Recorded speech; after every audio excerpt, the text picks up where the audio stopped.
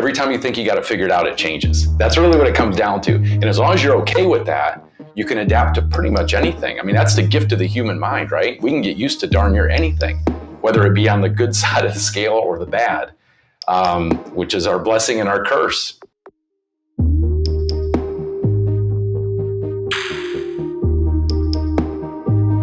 Well, I'm excited to talk. I thought we'd start. You have sort of a unique story. Where did you grow up? Your background's, I think, different than a lot of my guests.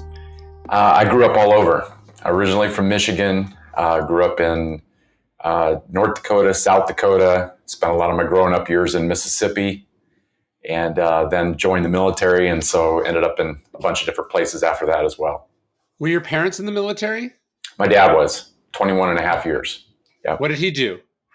He was avionics maintenance. So he actually flew on an air crew during the Cold War on RC-135s. And so he was TDY a lot. And then he ended up transferring out of that career and got into avionics maintenance, more ground-based. So he wasn't gone all the time. Did they want you to be in the armed forces? Was that their dream, or was that your dream? No, but when you grow up at the end of a runway, I mean, that's where, I got really inspired to follow in those footsteps, because I just, I was so fascinated by the whole concept of being in the military, flying in particular. That's what I wanted to do. I wanted to be a pilot. And so it was kind of a natural, alignment, at least for me. There's kind of an it's like unsung or uncelebrated, and I would say unexpected, given the sort of realities of American history. But there is a pretty impressive tradition of Native Americans in the U.S. Armed Forces. Like, I was just reading Admiral Stavridis's book about Navy heroes, and I had no idea about Commander Ernest Evans, who was the first Native American to win the Medal of Honor. Like, it's weird that there is this history, and it's one of maybe the few areas of it's not that it's a bright spot, but it seems like something we should celebrate, I guess is what I'm saying. Yeah, we have the highest rate of military service out of any ethnic group in America, and have for over 100 years. Because again, it's that warrior concept in reality, it being able to exercise that. But it's one of those stories that I was proud to be a part of, because I got selected to be part of the PBS special, The Warrior Tradition. And that whole film was about telling that story. And so it was a big honor to be part of that, because that's something that, I think is pretty special and needs to be told. Yeah, it's both beautiful and tragic that sort of the groups that have been historically persecuted, when they are not persecuted and given an opportunity to succeed, they do so. I was just reading this other book about the Japanese soldiers in the Second World War that served out of the concentration camps. Is it the 422nd? I forget the name of it, but it's like the most decorated battalion in American history is the one that, by some standards, should have been required to sacrifice the least. Do you know what I mean? Like, right. But it is this sort of beautiful reminder that when you give people the opportunity to succeed, they succeed. And that the other way to think about that too is like, think about what countries, America being at the forefront of them, have deprived themselves of by not availing themselves of this resource. Do you know what I mean?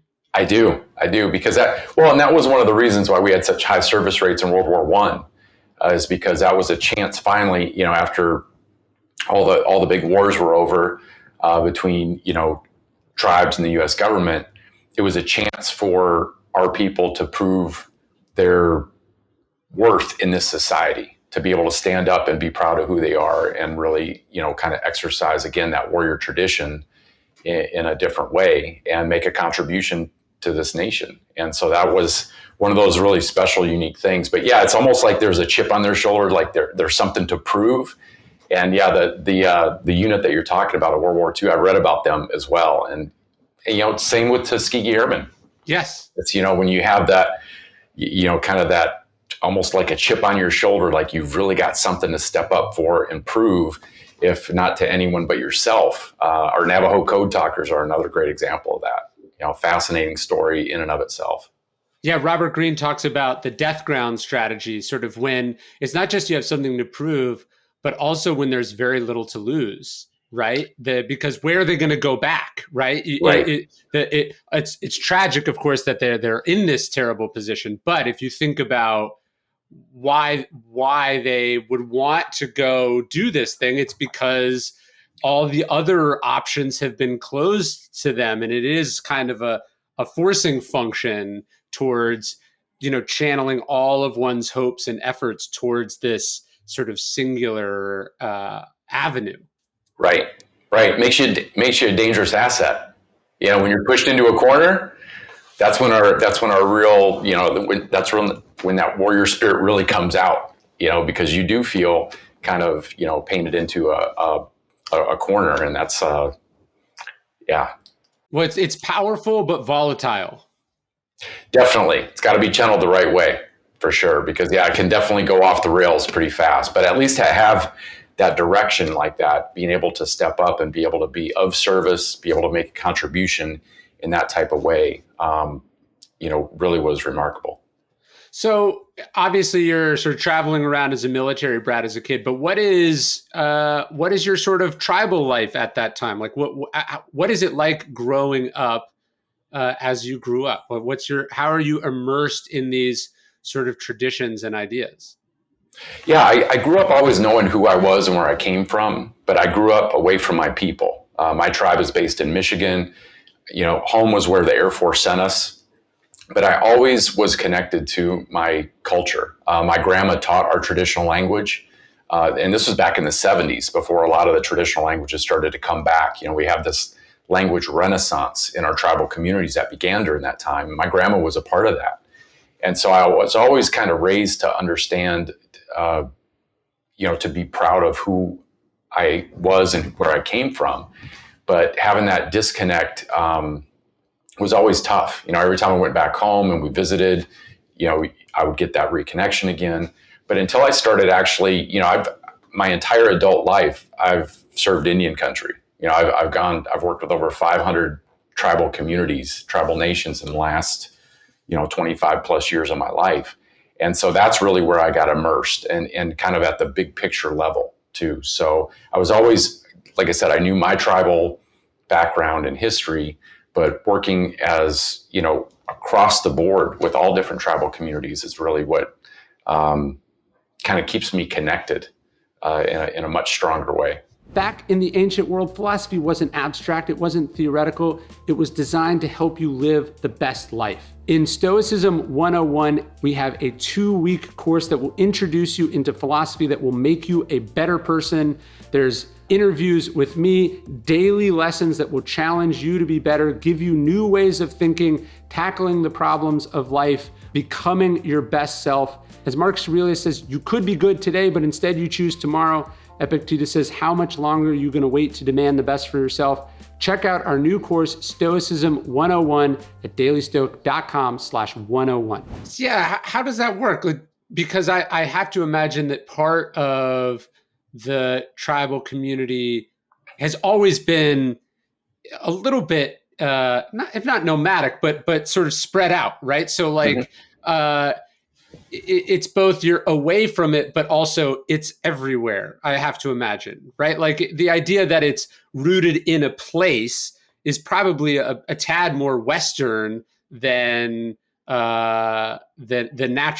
If I might be totally off base, but I have to imagine the tradition does account for a sort of a widespread or disbursement of people over an enormous amount of territory, because traditionally that's what it also was. Yeah, and there is, home turf. There is a home base, of course. I mean, it's just the place that we're from, the place that we're familiar with. But that's also true too, is that, I feel like, that cultural home is wherever I am. Yeah. And one of the neat things about our tribe, we got misnamed. It was a miscommunication, that happened so frequently. The French came in the early 1600s and, discovered us, and they were impressed at what they saw. And we had this vibrant trade network set up using what made us famous, which were birch bark canoes. These things were, engineering brilliance. The hulls were less than a quarter of an inch thick. A canoe 18 feet long could weigh as little as 35 pounds, but they were strong, maneuverable, fast. And so when the French came and saw what we were doing, they were impressed and a little bit jealous too. They came up to our people and they asked, they're like, who are you? We didn't understand their language. We thought they asked, what are you doing? So we answered in our language. We said, Ottawa, which in our language means to trade. And they're like, Sacre bleu, you'll be Ottawa. And they wrote it down. We're like, no. But, the ink dried. We've been known for that ever since. And I always think what a goofy way to get named. We call ourselves Anishinaabe, which means the people or first people. And but the other, kind of definition of Ottawa is the at-home anywhere people. Right. And I always think of how in alignment that is to the work that I do, working with so many different tribal communities. Because that's probably about 70% of the work that I've done up to this point. The other 30% is, government, association, corporate, military, but 70% is in tribal communities. And I really feel like that when I go out and travel, as I feel like, I'm a member of that at home anywhere people. Yeah, at home anywhere is a nice encapsulation of sort of military culture, native culture, the writer speaker culture, where it's like you have to go and figure out your routine and figure out your life and figure out how to do what you do, even though you're in unfamiliar, surroundings. And yet, I don't know about you, but a certain amount of time on the road, it all starts to feel the same also, right? The hotels are all the same. The cities are all the same. Right. You can find a way to be at home anywhere. Even like I've only lived in, let's say, 5 or 6 cities, but I do have this sense that the cities that I've lived in are larger. The number is larger because I've been to, I don't know, Chicago, however many dozens of times, even though I stay in a different place each time. I feel rooted there because I've been there in that way enough times. Gotcha. Yeah, and that makes sense. And that's the thing. You have to have structure to, that I'm a big believer in having that routine, whether I'm, at home or on the road. But one of the things too, you get familiar with some of the areas you go back to over and over again. But the reason why I enjoy so much, what I get to do for a living is all these different communities I go to. It's never the same twice. And there's so much diversity within our tribal communities. That's the coolest thing. We have over 550 plus, federally recognized tribes, and everybody's got unique backgrounds, unique histories, customs, culture, language, food.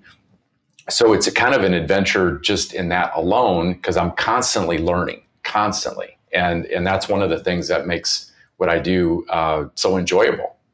That is the surreal part of America, is the sort of bounty of it, I guess, is that it is so vast, and yet it's different. Its climates are so disparate, like all the different types.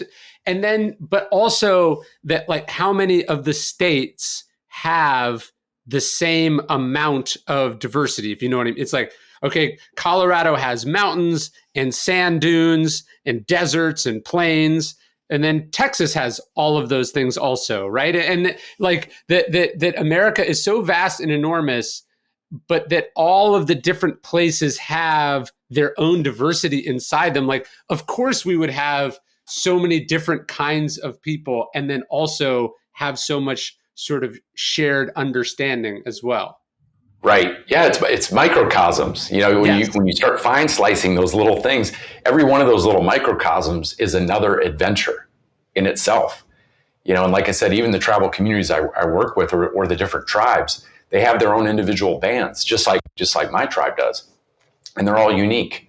They're all a little bit different, and that's what makes them so special. So it's a constant discovery and rediscovery experience that I go through every time I go out and do the work that I get to do, which makes it cool.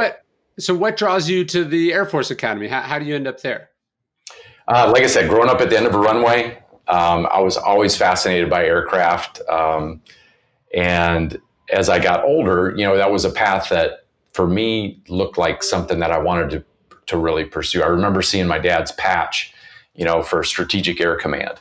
And it's an iron gauntlet and it's holding lightning, because they dealt with all our nukes. And so it was always, that those were imprints that were made on my mind. But it wasn't just that. It was understanding that my dad was making a contribution, that he was part of a team, he was part of a collective.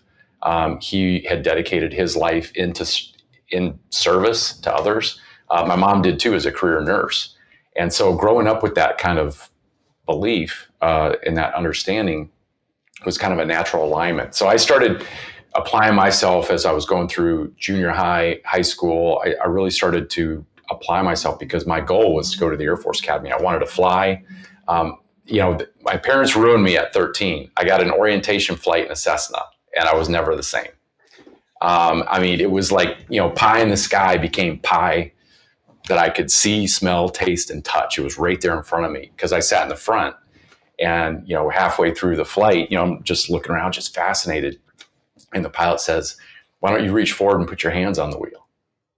And I went, "What?" He said, "Let's see what you can do." I said, "Man, I am 13 years old." He said, "Have you ever flown before?" And I was like, "No." He said, "How do you know that you can't? Put your hands on the wheel. Let's see what you can do." And everything changed after that. It became reality. And as soon as we landed, I couldn't get out of my head. All I kept asking, "How do I do this? How do I do this?" And I begged and I pleaded. And I learned the power of persistence too. Don't take no as the final answer. And they finally gave up. And they're like, "Look, you can do this, but you have to keep all your grades up. You have to stay out of trouble, and you have to make all your own money." They thought that would be the deal breaker. Yeah. I was like, deal. And so I started flying when I was 13, soloed when I was 16, got my license at 17. And my goal was to go to the Air Force Academy and be a pilot. It's funny how the things that we experience as a kid, like what our parents do, what they expose us to, and I imagine this is particularly common growing up on reservations, where it's like, you either like, this is it for me, or you're like, I want the opposite of this. Right. Like, right. So I imagine in the military culture too, you're like, I want to do what my mom did or my dad did, or I want to do the opposite of what my mom did or my dad did. Yeah, and both can be motivators, right? Yes. Really powerful motivators. And that was the whole reason why my dad, left home in Michigan to join the military, because he had an environment where he's like, I want to do the opposite. I want to have structure and stability and be part of something bigger and be able to contribute, take care of my family the way I want to. But yeah, on both sides of that spectrum, it can be a real powerful motivator. But that was my goal. I wanted to do that. And by the way, I've always been a big fan of biographies. And I started reading it. The first one I ever read, I think it was 11, and it was Chief Joseph. Second one was Teddy Roosevelt. I've been reading them ever since, because I'm always fascinated what makes people tick or do the things that they do. And one of the things I go back to every time I read a biography is where somebody ended up as an adult, that we read about and we hold in high esteem, started when they were kids. The things that they were exposed to, those early memories, those things where they, had an experience and they thought, maybe I could do this, and they started to follow that path. So yeah, there's a lot of, I agree with that 100%. That's a really powerful motivator. There's a quote from one of Theodore Roosevelt's biographers that I like. It's basically, he grew up sort of surrounded by books, right? Mm-hmm. And they said, Theodore Roosevelt is the story of a young boy who grew up reading about the great men of history and decided to be just like them. There you go. And the idea that, like, you read these biographies, again, it's like one person reads these biographies and goes, that's impossible. I can't do that. That's so far from my experience. And then the other part reads it, the other kind of person reads it and goes, I could do that. I want to be like that. That could be me. And I think that choice, that perspective is hugely predictive as far, if you don't think you can do something, if you're not inspired, if you don't think those stories are accessible, you're not going to do it. Right. Yeah, you won't pursue that. And that's why it's so critical to, that story we tell ourselves about what's possible. is critically important to wherever we end up in our life and career. But it's also surrounding ourselves with the right people. Having those people in our tribe, that encourage us, that cheer us on. They're there as a shoulder to cry on, a hand to hold, or sometimes a boot in the rear end when we need it. And we all need that at times too. I know I have.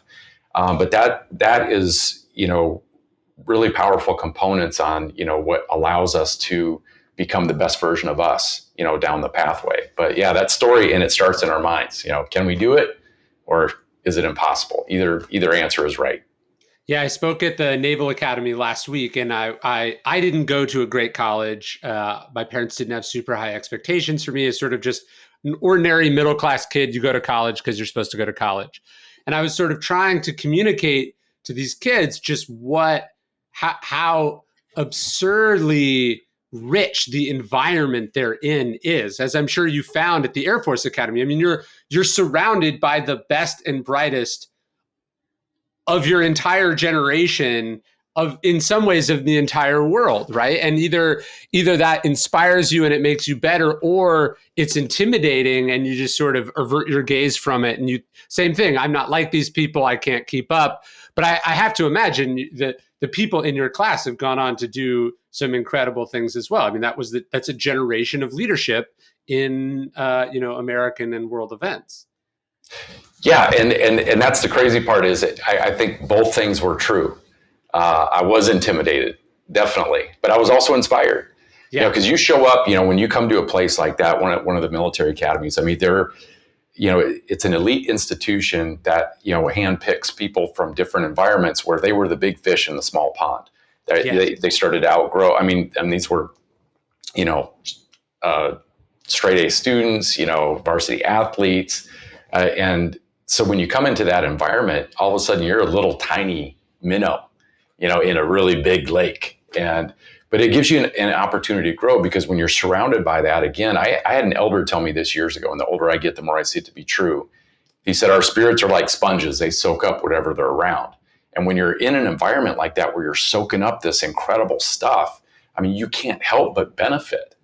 And that's where I started getting to a place too, where I started even seeing glimpses there of there's no limit to how good we can become at what we do or who we are. I mean, the sky is the limit. Our own belief is our own governor. But being around people like that, just when you think you're doing well athletically, you see somebody just blow it out of the water. When you're doing well academically, you see somebody just crush the test and you barely pass. I mean, it was this constant recycling of being reminded to stay humble and to keep working, keep grinding, and see how good you can become. But always know there's going to be somebody better than you, and you're always going to be a little bit better than somebody else. So that's not where the race is run. It's how good can you become at who you are and what you do. Isn't that kind of a timeless cycle? I mean, when I talk to sports teams, it's the same thing. I was speaking to a college football team D1 program a couple of weeks ago, and it's like, okay, you wouldn't be here if you weren't the best where you came from. That's why they recruited you, right?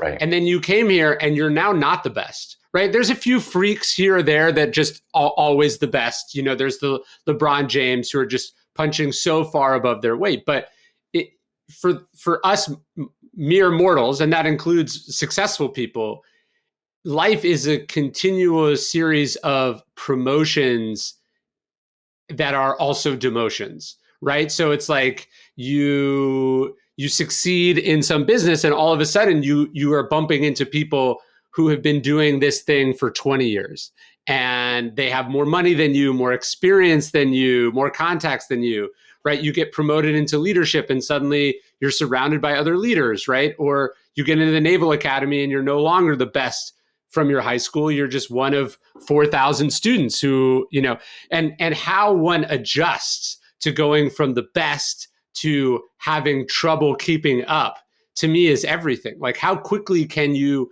reinvent yourself, figure out this new environment? Like, how quickly can you swim once you've been thrown in the deep end? That is critical. And if ego is what got you there, that's when you're really screwed, because when you take that hit and suddenly you're struggling, that can send you into a spiral of despair. Yeah, that you might not recover from.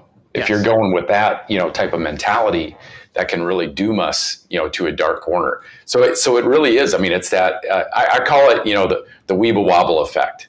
Like I've had Weeble Wobbles when we were kids, and the Weebles wobble, but they don't fall down. Those little egg-shaped characters. Yeah. And and that's really what it comes down to, is creating that dynamic in your own life. You take the shots, you get hit, you get knocked off center. How fast do you come back up? I mean, that is really a life skill that can't be foot stomped enough on how critically important that is, especially in a dynamic and ever-changing world that's moving. The speed of life is the speed of light. And we don't have to participate in all that chaos, but I'm just saying we are going to take our hits. And that's what I love about, too, the Stoic philosophy, the stillness, all the things that there's so much crossover in the Stoic philosophy with native traditions that I think that's why I've always really kind of been drawn to that. And so there's a lot to be said for humility. Learning as you go. You're going to have your butt handed to you in a basket more times than you wish you would. But that's also where we grow. I mean, honestly, I wish it wasn't like this, but we don't learn a lot when things are going well. We just don't. Yes. I mean, we're kind of, cruise control, but we learn a lot. We transform in those moments where everything goes pear-shaped and things are falling apart. Well, it's like, when you're lifting weights that you can easily handle, you're not really growing. But it's when you're having to struggle with it that you figure stuff out. And it's like, getting into the academy is, something that very few people do. But then you're in there with a bunch of people who have done that, right? Like, this is how it is with books, right? Like, how many people want to write books? How many people are writing books? Then how many people get book deals, right? This is small. It's a narrow funnel. But when you get there, you're not the only one. Like, you think about how many people signed a book deal the exact same day as you. There's dozens of people, right? Or hundreds of people. And now all of you are battling it out to see who really deserves it, right? Who's really got the stuff. And then the battle of, like, who can do it sustainably over a long period of time, right? And that's the key. To me, that's how do you adjust, right? You make it to the NBA, and now you're a rookie along with all the other members of the rookie class. And none of the people are like, oh, we're so glad you're here. We want to help keep you here. It's like they want to get rid of you, they want to chew you up and spit you out. And can you adjust to that sort of new hostile environment? Yes or no? That is, in some ways, to me, the essence of the kind of warrior ethos is like, can you adapt to an environment that does not want to adapt to you? Right. And that really is the warrior ethos. It's, digging into your deeper stuff and bringing it out in a moment where you need it the most. Because, at the end of the day, that whole warrior concept that I talk about in the book, the warrior within, is all about service. Yeah. It wasn't about personal glory. It wasn't about, what you could get. It was what you could do for somebody else. And when you talk about that contribution, when you move yourself out of the picture and say, it's not about me, it's about developing myself so I can be have a better impact with the people I serve, you have a different kind of alignment and motivation at that point to keep getting up when you get knocked down, to keep moving forward when you feel stuck.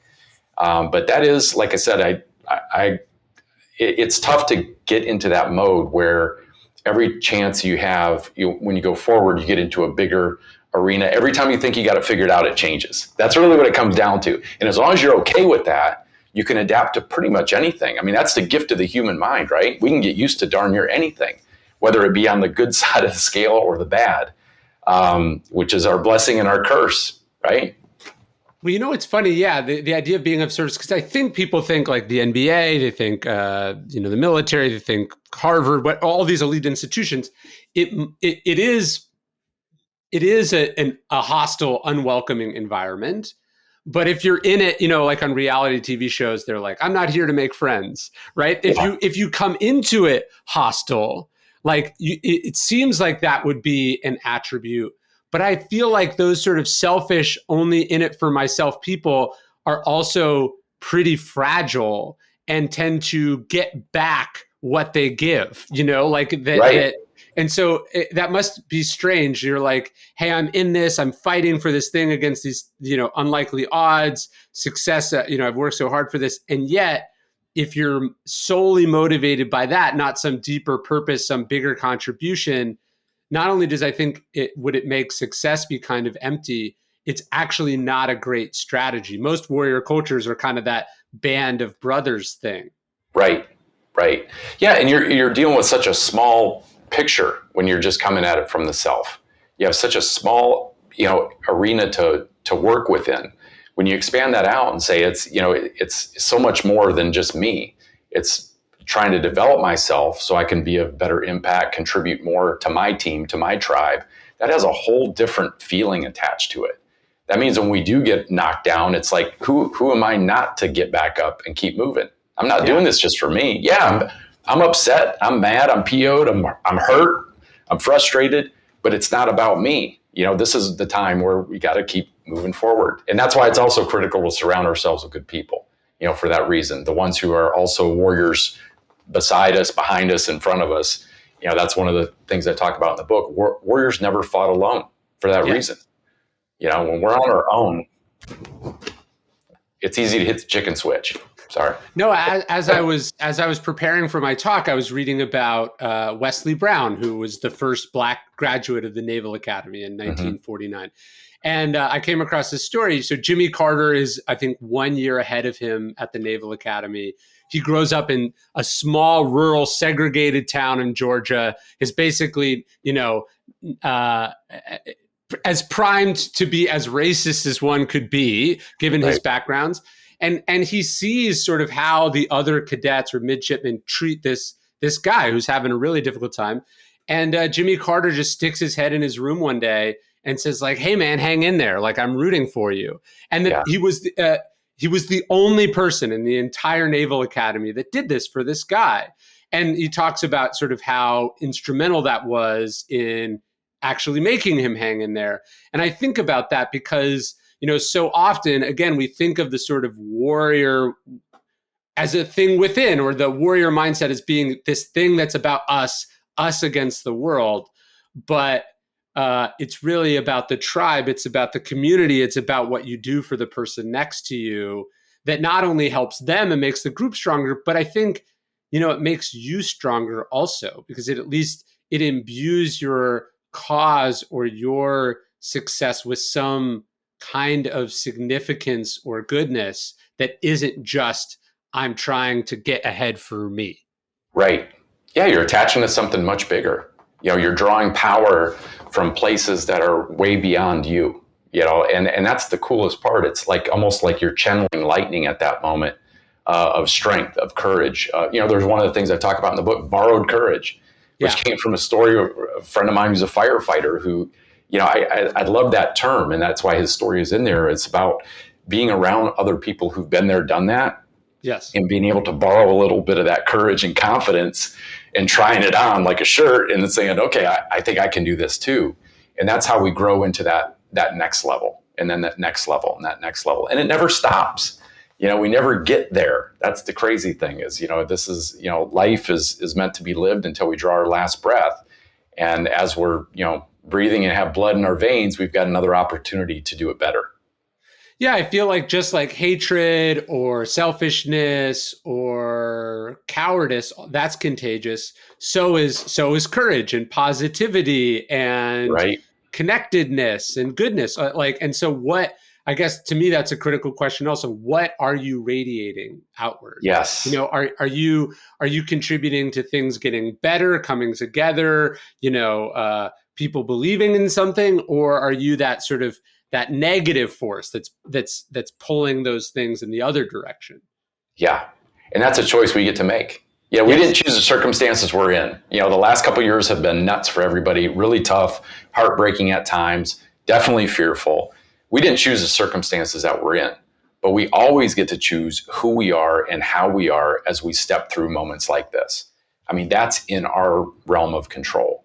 And especially choosing to be, the positive one or choosing to be the complainer, that's a choice we get to make every day too. But it's a critical one because it doesn't just affect our own, well-being and strength, but it definitely does infect the people around us. I mean, it's one of the best ways, when we talk about leadership by example, that's the only model that works. That's it. Honestly, everything else is lip service because do as I say, not as I do didn't work for us as kids. doesn't work for us as adults. It doesn't hold water. No, to me, that's the definition of Stoicism is we don't control the circumstances, but we control our response to those circumstances. And like, honestly, we are much more constrained than we would like to admit about like the actions that we take, but our moods, our opinions, the story, that is always us, right? Even in prison, even as a POW, even in the midst of injury, like you're in a hospital bed, you don't control whether you get up and walk around, right? Like your biology, gravity, all these other things are acting on you. But whether you're hopeful or not, that's you. That is at the core of it. The last thing they can take from us is the story we tell ourselves about the circumstances that we're in. That's it. And I'm reminded of that by the people I've run into in my travels, the books I've read, the stories. Yeah, prisoners of war, Charlie Plumb, somebody like that, who everything was taken away for years on end. That would have broke most mortal people. But the fact that he was telling himself something in his own mind about his experience, he was defining it. He wasn't letting the enemy define his experience. He was defining it for himself. And that is always in our control. And it's, people who've been through tragedy or had accidents or, terrible illnesses, incarcerations. I mean, you name it. We constantly get these reminders that is where our power is. It's not in the circumstances that we find ourselves in. It's in the way that we define them and what they mean to us. Right. It's not much, but it's enough. Sometimes that's all we need. Yeah. So what I liked about the book, you're sort of talking about it, you kind of start with like what a warrior isn't, because I feel like people have some very preconceived notions of what a warrior is. I feel like we chipped away at a few of them, but there is this kind of, just like, people, when people hear the word stoic, they think something. Emotionless robot. Yeah. Which is kind of similar. Like they kind of think that about a warrior, but they also kind of think like aggressive, angry, like ambitious. There is that kind of stereotype of what a warrior is. What do you think? What are the ones that you find yourself pushing up against the most? Just the Hollywood image. We have totally morphed. I always approach that warrior role and concept from a tribal standpoint, from our traditions, because it's very different than what we see on TV or in movies. It's not that Hollywood image that that sweaty, chiseled character that's shooting bazookas and 8 million bullets and knocking down buildings. An occasional surly looks at the camera. It's something that's it's much deeper and more meaningful than that. It's somebody who is a willing servant, somebody who serves first, leads by example, fights for something bigger than self, but at the end of the day is a contributor to their tribe, that makes their purpose to be of benefit to the people that they serve. That was the whole role. But what a fighter isn't, we talk about that. Don't you say that there's a difference between a warrior and a fighter? Yes, that's what I was just going to say. Yeah. And those get mixed up too, because when we're a fighter, we're willing to use our time and energy and effort to achieve something that we basically are the primary beneficiary of. It helps us, but it doesn't really serve the collective or our tribe. When we become a warrior, we're using that same type of effort to achieve something for everyone, to have an impact, a positive impact for more than just us. So, the fighter role can become really boxed in, where we're just kind of like snarling in the corner and we're stepping on anybody who gets in our way. That's not what the warrior concept is about. The warrior concept is getting out of our own way so that we can continue to contribute and grow even when we're scared, when we get the wind knocked out of us or get our teeth knocked out, we fall down, we're embarrassed, whatever may be going on, that we keep moving forward because we realize it's not just about us. What's, I think, a great example of an illustration of what you're just talking about, the distinction between a warrior and a fighter. And it's in the new Showtime series about Uber. But I think Mark Cuban actually said it about Travis Kalanick, the founder of Uber. They said, the greatness or the strength of Travis Kalanick is that he can run through walls, right? Yeah. And he says, but his fatal flaw is that he thinks everything is a wall. There you right? go. And so the problem with being a fighter, I feel like, is you develop this reputation, particularly early on, is like, I fight for what's mine. I won't be stopped. Like, I see it, you kind of start to see everything as an enemy or an obstacle or something to barrel through. But like, as you become more successful, actually collaboration, There you teamwork, go. Avoiding pointless battles. That is actually more the name of the game. And you've learned this terrible lesson, which is like head to where the action is. Yep. And meanwhile, there's like an unblocked path right here that you can That's head it. down and go even faster. Yeah. And some people, they get addicted to the fight. That's the problem, is they start to lose the idea of the big picture, really what you're trying to achieve here. And like I said, if you're trying to achieve a positive impact with a group bigger than yourself, you're going to have to take those other options and not look at everything as a nail and you've got one tool, the hammer, to use every single time. That's not the case. If you're thinking bigger, you realize that there's times that we have to get out of our own way. We have to collaborate, coordinate, sometimes say we're wrong, ask for help, get extra resources, go outside of ourselves, and say that there's got to be a better way to do this. And we lose ourselves. Like I said, I think people get in that mode and it's hard to shut it off of, anybody who crosses me is going to, feel my wrath, and you really start to become, you ruin your mission when you do that. You become the toxic one people are trying to avoid because frankly, who wants to play with people like that? Well, no, there's that expression, which I love. It's like, if everyone you meet is an asshole, you're the asshole. Yeah. And it's like, if you're finding yourself fighting all the time, maybe you have to step back and go, am I picking these fights? Like if everything is difficult, if everything is a battle, like maybe you're the cause of that, not like your life is just stacking one difficult situation in front of you after another. You got it. And that takes courage. Yeah. That takes courage to step up and go, maybe the problem is me.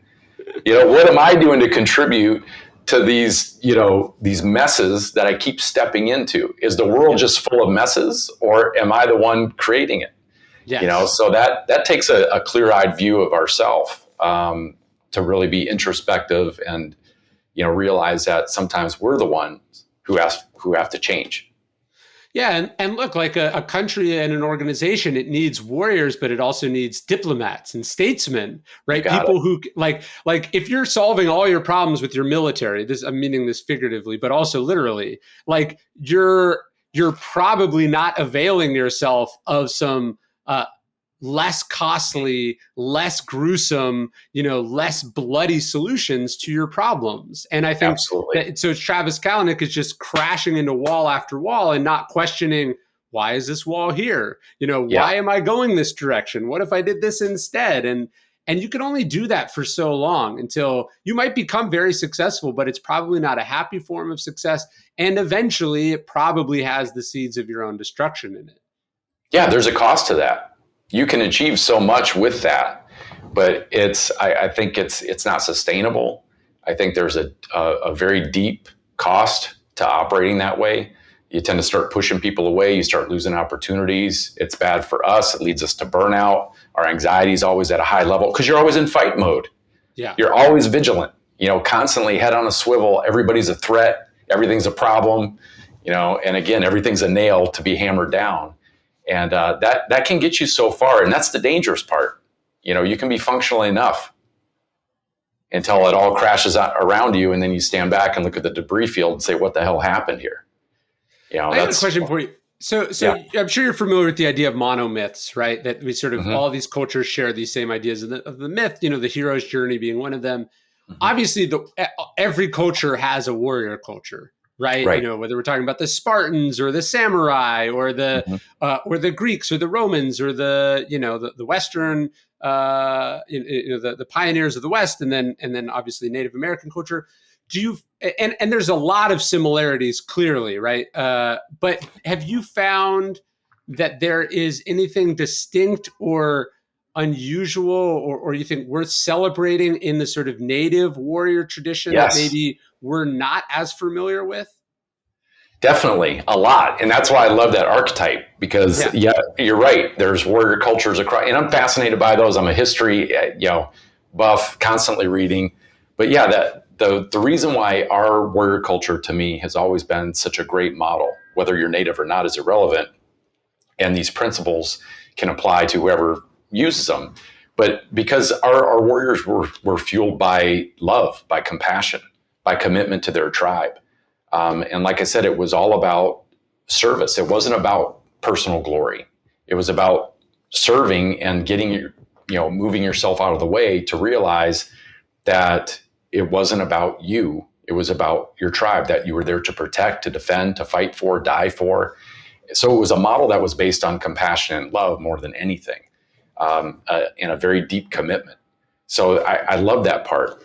There's a lot of other principles too that, like I said, warriors never fought alone. Warriors were not bulletproof. I mean, that's one of the things too that I think is one of the biggest ways that we sell our warrior concept short is when we look at these icons like Chief Joseph or Crazy Horse or Sitting Bull as people without fear. And it couldn't be further from the truth. They dealt with pain, they dealt with fear, and they did what they did anyway, which made them even more of a real life superhero in my mind than if they were that fearless, never needed help from anybody type of personality. But we set it up as kind of like almost this myth that's unachievable. Yes. And so what I try to do in the book is make people feel inadequate, that they don't measure up to the myth, and it's not based on anything real. Exactly. They struggled like anybody. They felt pain. They went through, they made mistakes. They made stumbles.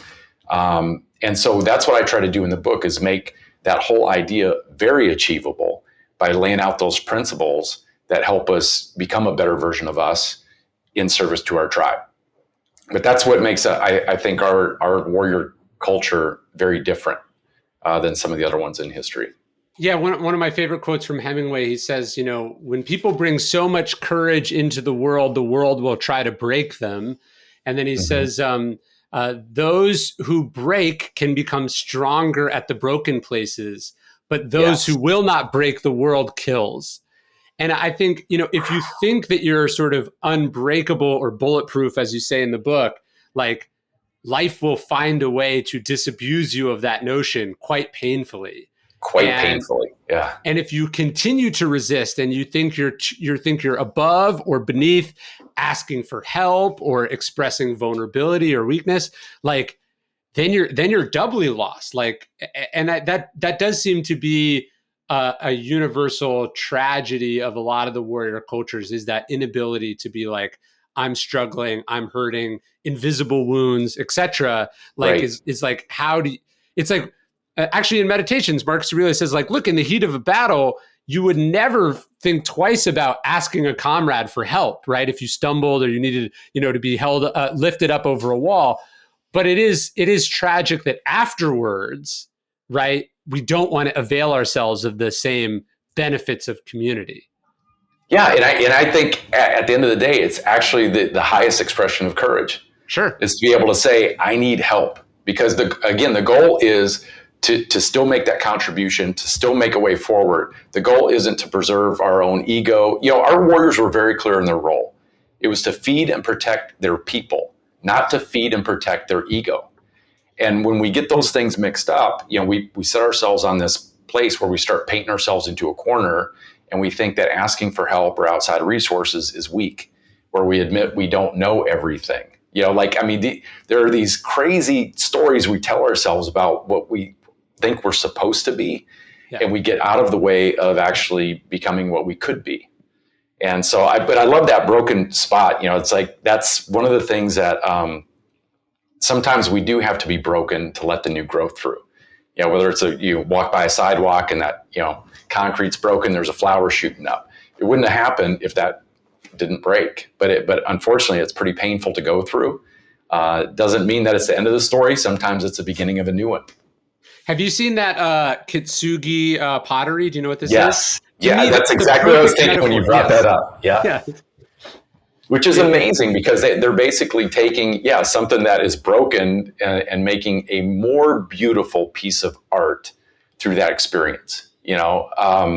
I would say not even just more beautiful, like literally more valuable, right? Like before it was a bowl made of porcelain, and now it is a bowl. Now it is a bowl with porcelain and gold or silver in it, right? Yes. And I think we forget that too. Like the soldier or the leader or the husband or the father or the human being that has gone through something, asked for help, shared about it, learned from it, is a better person. Like for the group, is a more valuable person. Like you talked about the elder earlier who gave you advice. Like an elder that had never struggled, never gone through anything, hadn't been broken. I mean, how much could they teach you, right? Like they are valuable to you because of the struggles. You're right. And how much real connection would you have to somebody like that? Yes. That has never been through anything like that. There's no way to really, there's no approachability there. But those people who, and it's also setting a good example for other people too. Yes. I think that's what is needed more in the world, is be able to step up and be courageous enough to say, we all struggle, we all stumble. I'm going through it too. I made this mistake. I'm recovering from it, whatever it may be, because that ultimately connects you to people in a very deep or a much deeper way than just saying, follow me, I've got it all figured out all the time, every day, 24/7. Never made a mistake, haven't made a mistake since 82. And actually that wasn't a mistake either. Like nobody can relate to those people. When I say the obstacle is the way, it might not be the way for you, right? Like right. The fact that you went through something, it might not, the benefit of what you went through might not accrue to you. Like you made a mistake and it blew up your marriage and you got a divorce, right? Yep. That isn't magically the best thing that ever happened to you. That's not what we mean when we say that there's opportunity in that. Right. It may be that somebody else can learn from your example, right? And I think we so often, again, sort of selfishly think about like, well, what am I going to get out of this? How is this good for me? But if you think about it as you're part of a hive or a tribe or a community or an organization, you're like, well, I'm going to note this down. So next time somebody else is going down this road, I have a roadmap for them. Yeah. And you also, by the way, have a lot more empathy for your fellow human being when you go through pain and struggle as well, because that's the thing that we all hold in common. One of the things, I love one of the clips that you had the other day that I was watching, saying that, we should be happy that it's hard. Yeah. Embrace that, and when I first heard it, I was like, I don't want to hear that. But it's so true, because that is where the growth happens, and that's one of the things that I go back to. And I talk about it in the book too. Our traditional ceremonies were really, really hard, really rigorous. I went through Sundance. I've been through Vision Quest 4 years. I mean, these were some of the hardest experiences I've ever had in my life. And you give up your food, your water, your shelter, your community for those time periods, and it's extremely difficult. But what you get in place of that is growth. You're transformed. Every one of those ceremonies I went through and endured, I was different afterwards because of it. And that's one of the things that you don't get when things are easy and things are smooth. But my gosh, when things are really hard and you're really struggling through it, that's when our best stuff comes out. And it's like a forest fire. Some trees don't even germinate their seeds unless they have the intense heat of a fire. The quote from Mildred Witt-Stoven, and I'm terrible with quotes, but I remember this one, is a clay pot sitting in the sun will always be a clay pot. It has to go through the white heat of a furnace to become porcelain. Right. I love that. And what's interesting too is that, again, to go to this idea of asking for help, and there's this kid's book I like to read to my kids called The Boy, the Fox, the Horse, and the Mole. And in one of the pages, the horse says, asking for help is not giving up. It's refusing to give up. Wow. Right? Yeah. But like the irony is, like, you think like, oh, I don't want to burden these people with this. I don't want to make it their problem. I don't want to seem weak. Actually, I feel like some of the most significant sort of, and I'll say ultimately beneficial relationships in my life have come from that vulnerability. Like I was struggling with something, I was going through something, and I reached out to someone who maybe I ordinarily wouldn't have talked to, or ordinarily wouldn't have broken through the ice of formalities or, acquaintanceness through. And because I shared that thing, or because we worked through this thing, now we have a shared history that would be more beneficial than, like, they did me a huge favor, but our relationship is better than if I had done them a huge favor. Do you know what I mean? Yeah. Like, because they helped me, and now they feel an interest in, my continued success. And that's what, like, elders are looking for, an opportunity to do that, but they can't give it to you if you are pretending you don't need it. You got it. And this is what's fascinating. I was just thinking about this as you were explaining that, is why people get so bonded. Like I'll speak from personal experience, going through something like basic training or going through survival school that I did in the military. You get bonded to people so fast because everybody is in the struggle together. Yes. And like you said, it, or what Marcus Aurelius said, is in war, you wouldn't think twice of asking somebody for help or help over a wall. And that's those moments where you are just stripped down and you get out of your own way. Yes. And it's again, one of those things you have to do to get through it. But then we get out of those moments, and then all of a sudden we keep everything behind closed doors and don't want to ever admit we need anything from anybody, Yes. And that's one of the reasons why I wrote the book too, is because service providers is who I have worked with for, almost 3 decades now. People in healthcare and education and government service, people who are giving. And even when they struggle, they don't reach out for the help that they need. And it's one of the terrible things, because the intentions are noble and pure from what I've found through years of working with groups like this. But the execution becomes a hot mess, because when we stop asking for help, we start limiting how good we can become at what we do and who we are. The moment that we think we can't admit that we don't know all the answers is the moment we paint ourselves into a corner. So yeah, no, that's a great point. It's like, if you're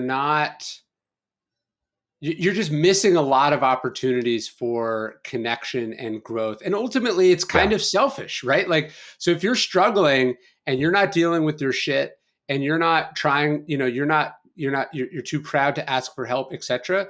Ultimately, you are depriving the tribe or the group or the organization of you at your best, right? There you go. Even you're just not at 100%, and that's selfish. But obviously, if you take yourself out of commission, or worse, we see the rise in suicides and such. Like, you are depriving the organization or the team or humanity as a whole something that would benefit it, because you're not willing or able to ask for this thing that I think you would be surprised to find they very much want to give you.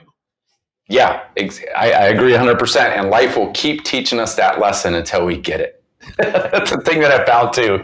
Is every time you think, like, okay, I'm asking for help. Okay, now I'm going to go back to doing it on my own. And then you run into another one of those moments of anxiety or heartbreak, or things fall apart. You're like, okay, now I need to reach out again. But now you get to a point where you just start trusting in that process, that to be your best self, you can't rely on only yourself. We all struggle. We all need help. We all need outside resources. And the more okay we are with that, the better we become, the stronger we become, and the more resilient we become. Last question for you. Do you have kids?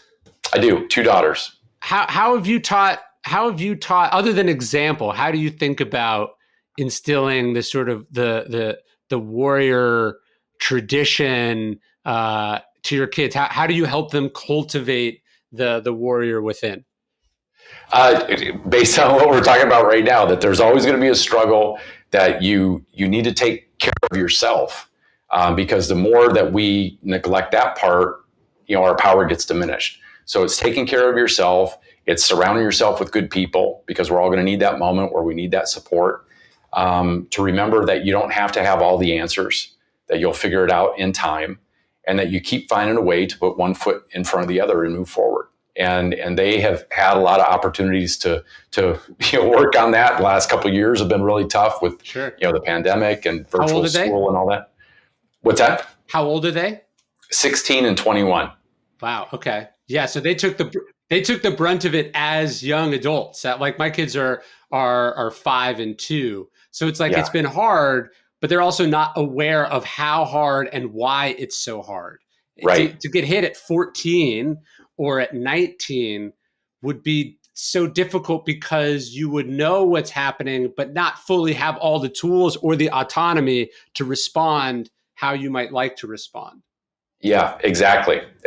And it has been a struggle, but it's one of those things that they constantly inspire me because they're finding a way forward. I mean, that's one of the things we've talked about too. And I've also got that in the book is, we can surrender, but we never quit. Yeah. Surrender is when you stop doing the thing that you keep doing because it's not producing any more results. And sometimes you're the problem, like we talked about earlier. Quitting is when you just throw in the towel and walk away. And as long as you don't do that, you always have another opportunity to keep moving forward. So, and they're doing it, and they make me proud because they've done a lot in the last couple of years that have blown me away. Well, and I've got to imagine this sort of Native American tradition, we've been talking about tradition, is, it's long been an oral tradition. It's stories, it's, right. Myths, it's ideas. Has that been part of how you've approached being a parent, is like sort of carrying on the same things you were talking about with your grandmother, like teaching you those things or ideas that, who even knows how far back they reach, but the sort of process of repeating them is how we keep the values going.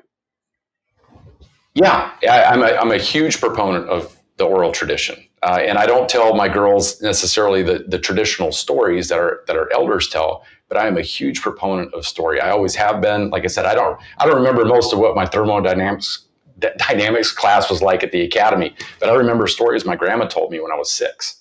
Right. And so I've tried to instill that with my daughters of telling them stories of struggle and victory and defeats and all these different moments in my life that hopefully will help them during theirs.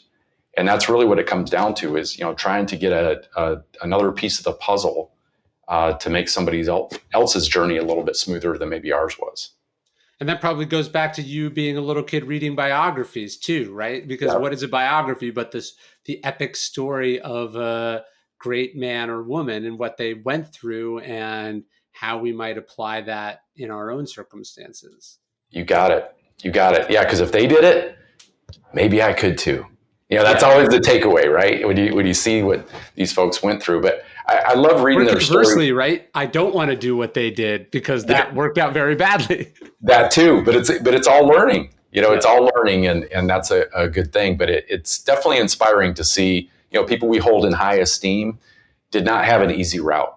And that's why I'm such a fan of biographies. It's like we look at these people, these men and women as heroes, and they did heroic things. When you look at their story, they come back to us so quickly because they have been through some of the same things we're going through, or a lot worse. And so we look at their story with a kind of a new perspective and a new appreciation that life's not always going to be easy, but we can always find a way to keep moving forward if we don't quit. Yeah. You talked about Sitting Bull or Crazy Horse. It's like they were still human beings who had human problems, right? In addition to X, Y, and Z, plus a million things we can't even conceive of. Right. And you sort of, I think that's what I love about history is going like, oh, people have always been people and we have always been struggling with the same things. Yeah. And if we embrace that, we can move forward. If we resist it or think life's unfair, everybody's out to get us, that's where the progression stops. It's like, this is part of being a human being. Life's a challenge. It always will be. Till we draw our last breath, we're all in the fight, and we can do it well and struggle well, or we can kind of throw in the towel or paint ourselves into a corner. So, well, and I think, the idea of there being a tradition, it was earlier, the idea of Theodore Roosevelt and, he wants to be like these people. The idea that we get to choose, Seneca has this great line. He says, we can't choose our parents, but we can choose whose children we want to be. Right. So like choosing like, hey, I belong to this warrior tradition, even if my parents weren't into it, even if I don't actually know how far back my ancestry goes or whatever, like even if I'm a first generation, this or that, like to be like, no, like I'm buying into the American story. Like the American dream is mine. Right. Or I'm buying into the Air Force culture or the literary culture or, wherever you happen to live, whatever you identify with. I think the idea of going like, I'm part of this warrior tradition, and Right. these are the values that I'm going to follow. I think if you can give your kid a broad swath of those to choose from, and they can pick the one that's theirs, I mean, to to to come from a tradition is such an incredible thing. And I think part of the tragedy of a lot of, I think, American life these days is that we all kind of feel disconnected from a tradition because we don't Right. really know what it is, right? And we don't feel like we're the descendants of this or that. We're just kind of adrift, you know? Yeah. Yeah, and that was one of the reasons I wrote the book too. Is I wanted to make that, like I said, accessible, because this concept is so powerful and so useful, and so beautiful, in my opinion, that it transcends race, it transcends age or gender or stage of life. It's a path that's there for anybody willing to follow it. But it's a great one to be on because, like I said, it comes back to contribution. It comes back to really using our assets that we've been given and keep continuing to develop those so we can have an impact in the world and make it a better place. I know it sounds like cliche, but I mean, if we're not here to do that, why the hell are we here at all? I love it. No, that's right. It feels a little like lame, but like, where would we be if people weren't willing to be vulnerable enough to be like, no, I'm trying to make the world a better place. Like, you would not Yeah. want to live in a world where no one was trying to do that. Yeah, exactly. So as long as we acknowledge that, we've got that, that bright spot in front to shoot for. We've got a target.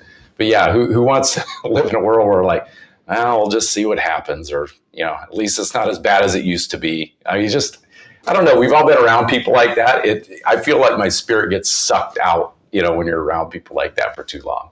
I totally agree. Well, I feel my spirit feels very revived in this conversation, and congrats on the book. And I appreciate you taking the time. Thank you, Ryan. Greatly appreciate it. Honor to be here.